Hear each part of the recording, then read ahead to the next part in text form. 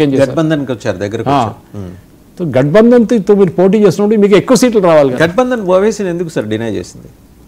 అదే ముస్లిం vote bank కదా, అదే ముస్లిం ఆయన పెట్టుకున్నాడు కదా. గఠబంధన్తో వెళ్ళారు ఆయన. ఇక్కడ మన జూబ్లీల్స్ టైఅప్ చేసుకున్నాడు, బీహార్ వెళ్ళి కొట్లాడుతున్నాడు. అదే కాంట్రాస్ట్ ఏంటి అనేది, ఎందుకంటే అక్కడ అదే ఓట్ బ్యాంక్ని అపీల్ చేస్తున్నారు ఆయన. మీరు ఛాన్స్ ఇస్తే జూబ్లీహిల్స్లో కాంగ్రెస్ నవీన్ యాదవ్ లేకుంటే ఎంఐఎం పోటీ చేస్తుండే, ఇక్కడి నుంచి గెలుస్తుండే కూడా వాళ్ళు. ఇంకన్నా ముందు కాంగ్రెస్ అజరుద్దీన్ పోటీ చేసి ఓడిపోయారు కదా కాంగ్రెస్ వాళ్ళు. అప్పుడు కూడా ముస్లిమ్స్ ఉన్నారు, అప్పుడు ఎంఐఎం పోటీ చేశారు. That is the difference. Old సిటీలో కూడా చూడండి మీరు జిహెచ్ఎంసీలో ఎవరితో టైఅప్ ఉంది, ఏ పార్టీ రూలింగ్లో ఉందో వాళ్ళతో వెళ్ళి కలుస్తారు వీళ్ళు. బీఆర్ఎస్ వాళ్ళతో, ఇప్పుడు కాంగ్రెస్ వాళ్ళు. రేపు బీజేపీ వాళ్ళతో టైప్ పెట్టుకుంటాడు ఎంఐఎం, వాళ్ళ డౌట్ లేదు దాంట్లో. He is trying to expand his party. That is Charminar party నుంచి ఆల్ ఇండియా లెవెల్ పార్టీ తీసుకెళ్ళి ట్రై చేస్తున్నాడు. ఎక్కడెక్కడ ముస్లిం ఓట్స్ అక్కడ వెళ్ళి క్యాంపెయిన్ చేస్తున్నాడు. సార్ మెచ్చుకోవాలి sir. Actually if you ask me, మనం ఇంత వాళ్ళని రిడిక్యూల్ చేయకూడదు. ఇంత కష్టపడి కూడా 5 సీట్లు, లాస్ట్ టైం 5 సీట్లు గెలిచిన దాంట్లో 4 ఎమ్మెల్యేలని ఆర్జేడీ వాళ్ళు కొనుక్కున్నారు. ఆయనకు ఆ కోపం ఉండే, ఆ కోపం మీరు అడిగిన ప్రశ్నకి జవాబు అది. ఎందుకు చేయలేదు, ఆయన కోపం ఉండే. లాస్ట్ టైం నా ఎమ్మెల్యేలని మీకు కొనుక్కున్నారు. అదే కోపం బీఎస్పీకి ఉండే రాజస్థాన్లో. ఐ థింక్ వాళ్ళు 10 ఎమ్మెల్యేస్ కలిసారు లాస్ట్ టైం, ఈ ఎలక్షన్ కదా, దీనికన్నా ముందున్న ఎలక్షన్. కొనుక్కున్నారు కాంగ్రెస్ వాళ్ళు, గెహ్లోట్ గవర్నమెంట్. ఆమెకు కోపం ఉండే, దానికోసం ఆ రోజు నుంచి ఆమె టైప్ పెట్టుకోలేదు కాంగ్రెస్. ఎక్కడ యూపీలో కూడా పట్టుకోలేదు, ఎందుకంటే మేము గెలుస్తున్నాం మా ఎమ్మెల్యేలు మీరు కొనేసుకుంటున్నారని చెప్పి. సీమాంచల్లో చూడండి, ఇప్పుడు 16 సీట్లు. ఎక్కడ ఉంది పాత సీమాంచల్, ఎక్కడుంది ఇప్పుడు? చాలా మారిపోయింది స్టోరీ అంతా కంప్లీట్గా. So Seemanchal is very very crucial area ఉండే, కానీ మగధ్ కానీ శ్రీమస్ ఇదంతా పోయింది కంప్లీట్గా. వీళ్ళ చేతి నుంచి అన్నీ పోయినాయి మొత్తం. సో డెఫినెట్గా మగధ్లో 37-12 which is a big figure. మిథిలాంచల్లో 38, ఇక్కడ కూడా మారింది, 8 తగ్గింది, ఇప్పుడు 38కి అయిపోయింది Mahagathbandhan. The figures are changing fast. ఇంతకుముందు 36-10 చూసాం, 38-8కి వచ్చినట్టుంది. That is what.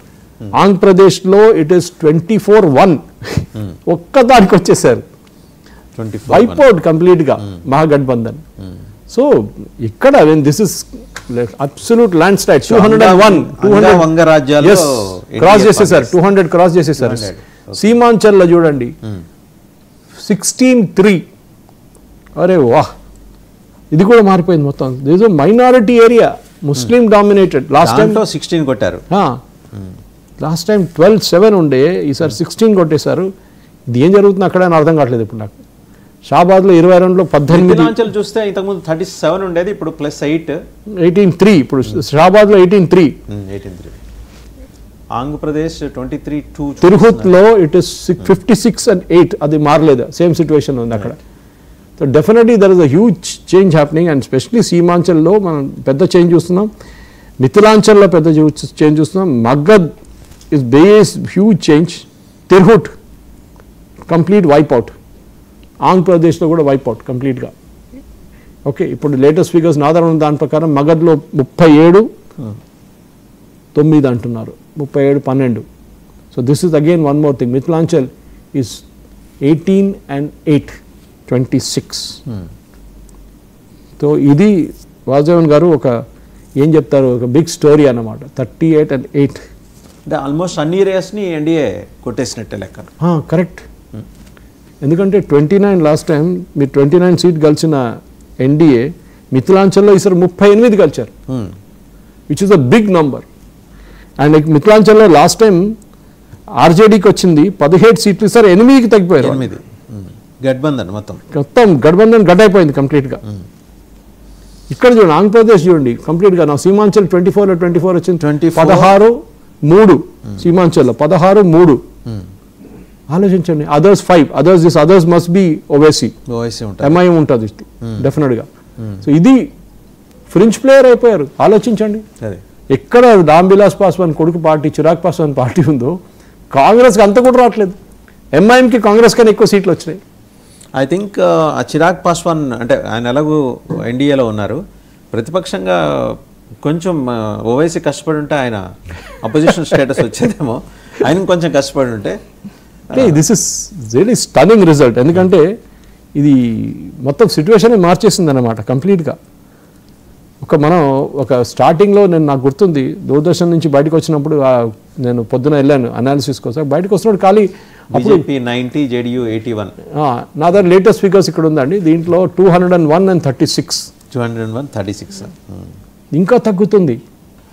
You have to really SIT and మనం పాసిబ్లీ లైవ్ అయిన తర్వాత ఒకసారి కూర్చొని మొత్తం అనలైజ్ చేయాల్సింది. ఎందుకంటే this is becoming very very interesting.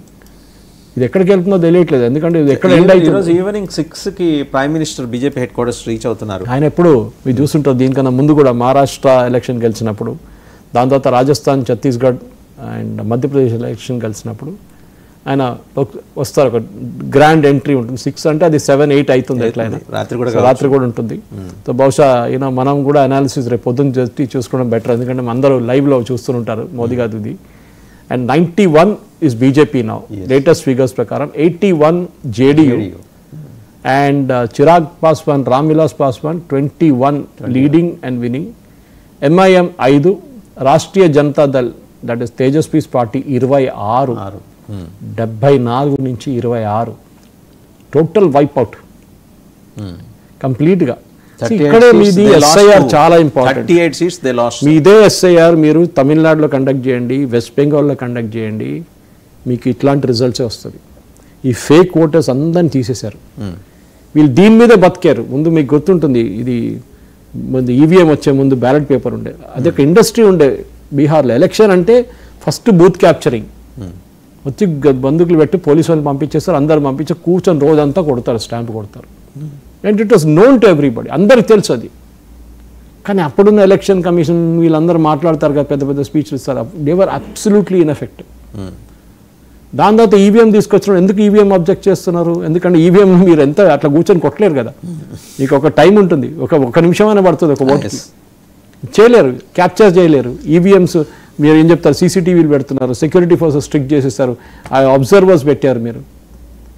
ఇప్పుడు ఏమంటారు, ఇప్పుడు నేను అదే మళ్ళీ కాంగ్రెస్ వాళ్ళని కూడా ఇంకో డిబేట్లో చూసి నేను చెప్పాను చూడండి, మీ దగ్గర 64 లక్షల మంది తీసేశారు. అరే మీరేం చేశారా నాయన, నిద్రపోతున్నారా?